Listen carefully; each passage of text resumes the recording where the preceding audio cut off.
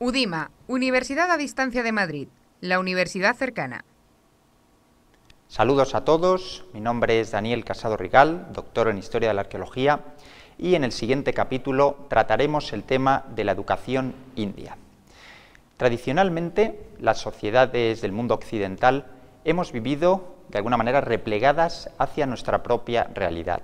La herencia grecorromana y también la herencia judeocristiana ha sido tan profunda que las antiguas culturas orientales han pasado casi desapercibidas. Ese es el motivo de que en la actualidad reine el desconocimiento y la ignorancia sobre cómo se estructuraron las sociedades orientales en siglos pasados. Pero yo creo que merece la pena aproximarse a aquellos pueblos, a aquellas civilizaciones, lejanas ya en el tiempo e incluso en el espacio, cuyos rasgos identitarios distan mucho de los nuestros.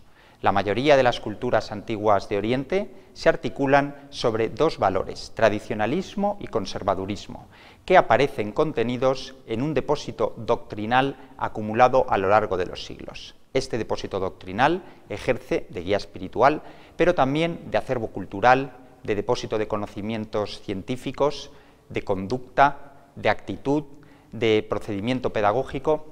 Entre las características de las civilizaciones orientales, eminentemente sacras, figuran la tendencia al misticismo y la imposición de lo afectivo sobre lo racional. Casi siempre el protagonismo rector recae sobre la figura de un maestro que acumula sobre su persona la función religiosa y política. Este maestro es a la vez sacerdote y gobernante y actúa apoyado en una casta encargada de fomentar la jerarquía, de fomentar el inmovilismo. No es de extrañar, pues, el monopolio de las cuestiones educativas por parte de estas castas encargadas de la función docente la mayoría de las veces. La cultura india es el motivo central de esta lección y arranca sobre el año 2000 a.C., cuando varios grupos de población aria se extendieron por los márgenes de los ríos Ganges y el río Indo. La palabra aria, más allá de sus connotaciones raciales e históricas referidas a pueblo victorioso y dominador, equivale a hombre venerable, hombre de honor. Lleva implícito el componente aristocrático, el sentimiento de superioridad, de distinción. El antiguo pueblo indio se caracteriza por su profundo espíritu religioso, su escaso sentido político y su rígida estratificación social a partir del concepto casta. Los hindúes contemplaban la división de su sociedad en 4 castas: los brahmanes, sacerdotes, los kshatriyas o guerreros, los vaisyas, artesanos, comerciantes, labradores, y los sudras o siervos. Y al margen de esta estructura estaban los parias o intocables, que era el ínfimo escalafón.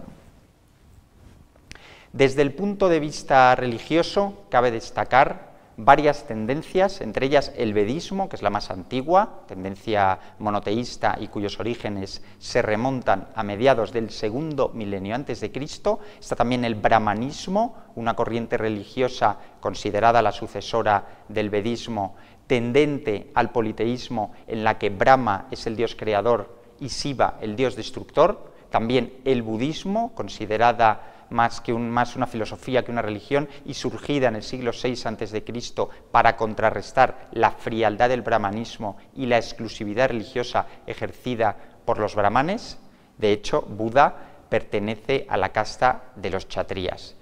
El budismo es la religión universal por excelencia y acepta a todos los seres humanos sin distinciones. Por otra parte, tiene un acentuado sentido secular y desacralizador, y en su concepción antropológica y cosmológica intervienen términos como Maya, el cosmos como realidad ilusoria y engañosa, el nirvana, entendido como la realidad absoluta, la ley del karman, a la que se hallan sometidos todos los hombres, el concepto de samsara, equivalente a la existencia temporal, la existencia mundana, el concepto de dharma, es decir, la esencia de las cosas, la base de todo orden. Además, el budismo integra en sus creencias la reencarnación y una cierta visión pesimista sobre la condición humana en la que el dolor siempre está presente, al igual que un proceso de perfección que fija su meta en la realidad trascendental del espíritu. Otra de las religiones hindúes es el jainismo, una religión inspirada en la figura de Vardhama, conocido después como Jina, y cuyo rasgo más característico es su carácter ascético y moral, su aspiración a la elevación espiritual y a la liberación del componente material. Respecto a la cuestión educativa hindú, conviene destacar que la educación se entiende como un proceso de perfeccionamiento de carácter liberador.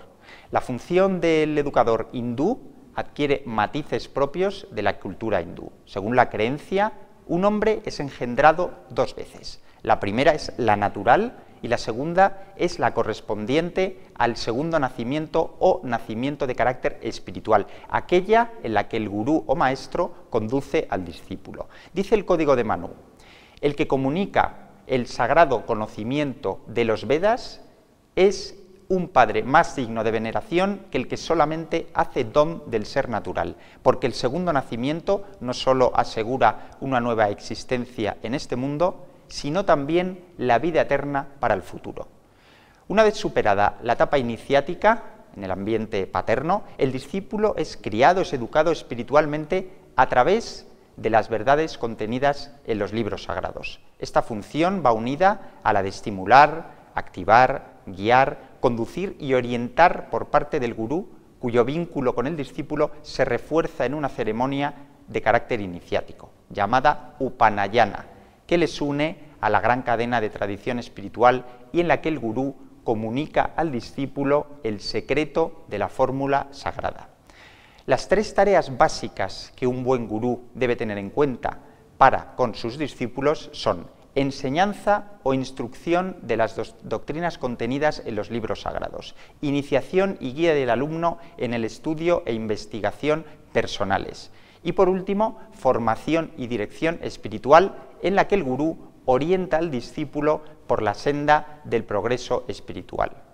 Por su lado, el candidato a discípulo debía tener varias condiciones, además de cierta disposición, preparación y estatus. Según la tradición vedántica, un auténtico discípulo debía cumplir varios requisitos. Tenía que pertenecer a una de las tres castas superiores, es decir, Sudras y Parias estaban excluidos, así como deficientes mentales, disminuidos físicos o no creyentes, también estaban excluidos los soberbios, los somnolientos, los perezosos, los desleales, los envidiosos, los charlatanes, los mentirosos.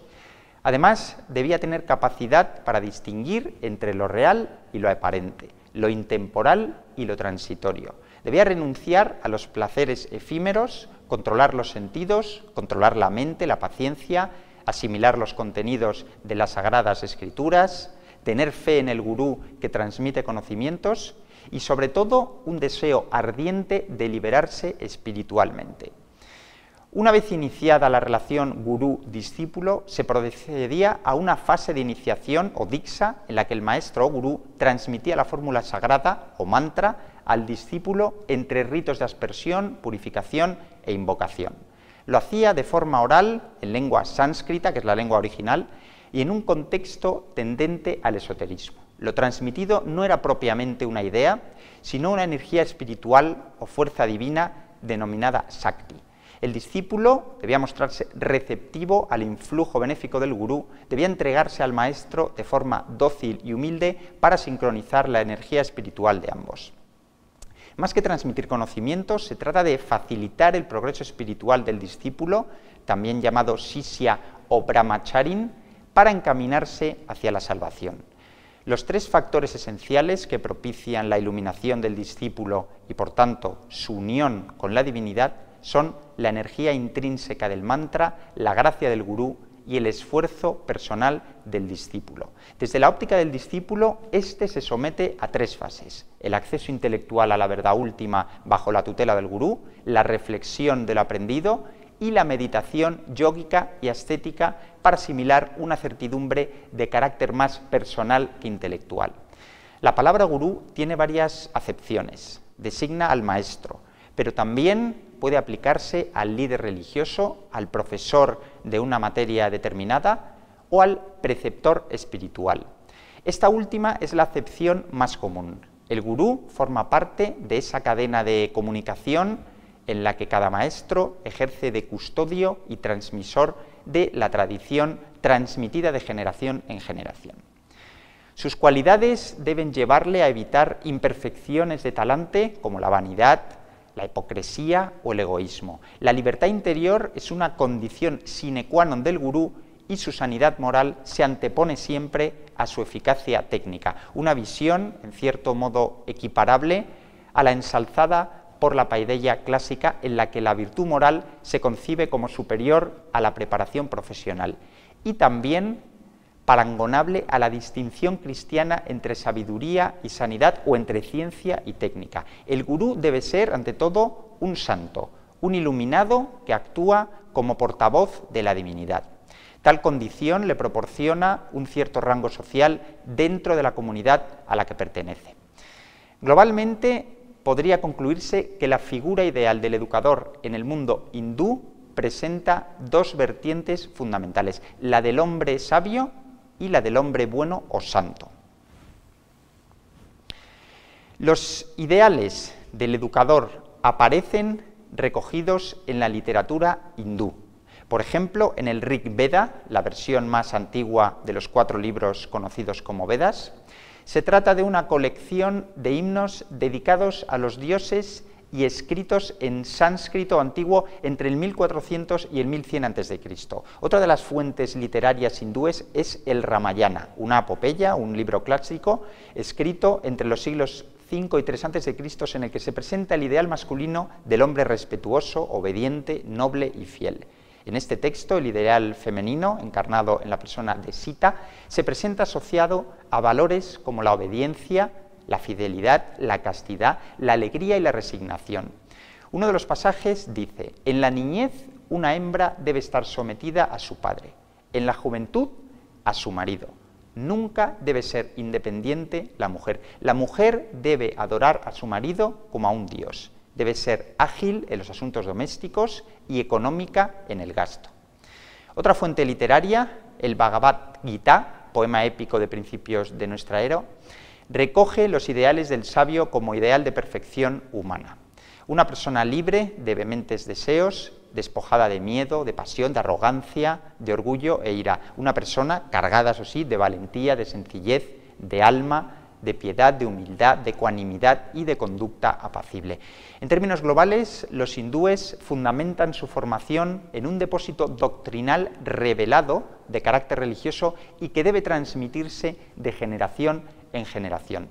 Hablamos de libros canónicos, libros sagrados que se dividen en 2 categorías. Por un lado, los que contienen la revelación primitiva, es decir, conocidos como Sruti, lo que ha sido oído. A su vez, los Sruti se dividen en 4 subcategorías: los Veda, libros que incluyen himnos y fórmulas sagradas y reflejan la tradición cultural religiosa de los 2 grupos de la aristocracia aria primitiva, brahmanes y kshatriyas. Una segunda subcategoría, los Brahmana, que son los primeros tratados en prosa de la literatura védica. Los Brahmana contienen fórmulas rituales, además de divagaciones mitológicas y alegóricas. La tercera subcategoría, Aranyakas, contiene enseñanzas y estilos de vida de anacoretas. Y la última de las subcategorías, Upanishads, no es otra cosa que una doctrina secreta para guiar en la espiritualidad y educación del pueblo hindú. Ya la segunda amplia categoría, los Smriti, abarca los libros de revelación explicitada, la recogida por escrito. Se trata de un corpus de producciones literarias de carácter profano que constituyen el llamado sistema de las 10 ciencias. 6 de estas disciplinas son de perfil instrumental, entre ellas la doctrina del ceremonial o técnica del sacrificio, la doctrina del sonido o elocución, la métrica, la lexicografía, la gramática y la astronomía. Las otras 4 disciplinas, de carácter ya más real, son derecho civil y canónico, los grandes poemas épicos, Ramayana y Mahabharata, cuyo relato se intercala con fábulas o disertaciones de carácter político y moral, las historias tradicionales en formato versificado, conocidos como Puranas, y una última disciplina constituida por mimansas, es decir, fábulas y preceptos morales con intenciones ético-didácticas. Resumiendo todo lo dicho hasta ahora, el contenido del plan de formación hindú se articula en torno a 4 pilares básicos: el religioso, el filológico, el histórico-didáctico y el científico. Este último acaparado casi por 2 disciplinas que son las matemáticas y la astronomía. En el capítulo de los recursos didácticos, los hindúes basaron sus métodos en la autoridad del gurú, la exégesis o interpretación de textos y la memorización, como último de ellos. La transmisión de los libros canónicos se llevaba a cabo por vía oral, de ahí que ponderaran tanto la capacidad de escuchar y asimilar conceptos. Los hindúes desarrollaron especialmente las técnicas de memorización.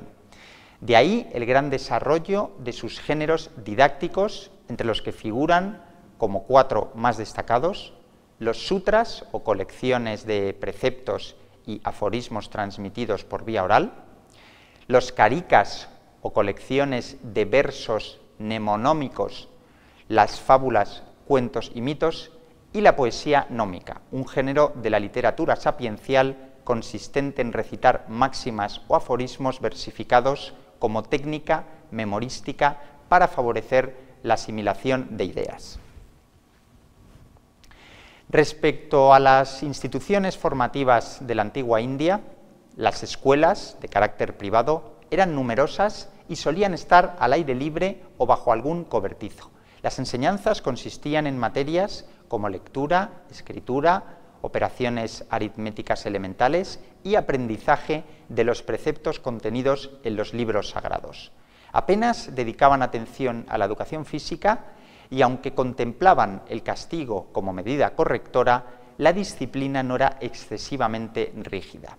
Desde el punto de vista de la edad a la que comenzaban los estudios, dependían obviamente de la pertenencia a las distintas castas. Por ejemplo, los brahmanes empezaban a los 8 años, los kshatriyas a los 11 años y los vaishyas a los 12 años. Por cierto, llama la atención que solo los brahmanes tuvieran acceso a la escuela superior, aquella de carácter sacerdotal en la que se estudiaban los Vedas, es decir, cada uno de los textos antiguos de la literatura india, y las ciencias auxiliares. Cada Veda requería una inversión de unos 12 años.